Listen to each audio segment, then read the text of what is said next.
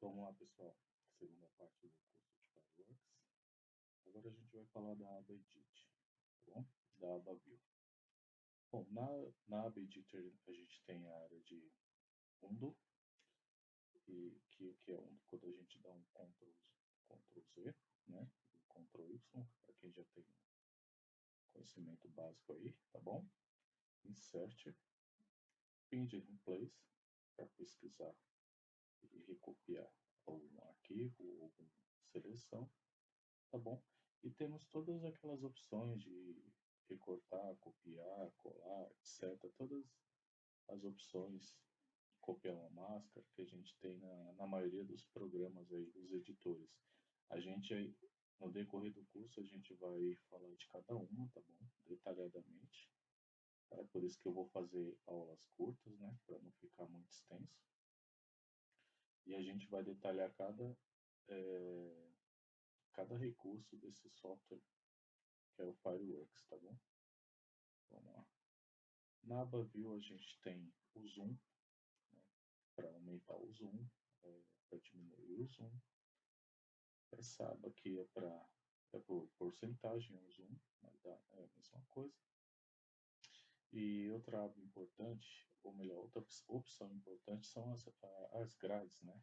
A régua, e tem as grades, as linhas guias, também a gente vai falar durante o curso das linhas guias, tá bom? E a gente vai falar de slice também, que está na aba View, no menu View, tá bom? Vamos aproveitar e falar do menu Select.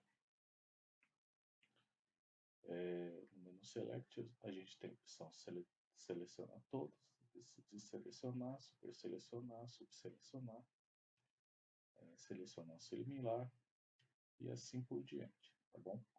Não precisa repetir tudo porque eu sei que você está vendo aqui e a gente vai falar detalhadamente de cada opção desse, da, do menu Select, tá bom?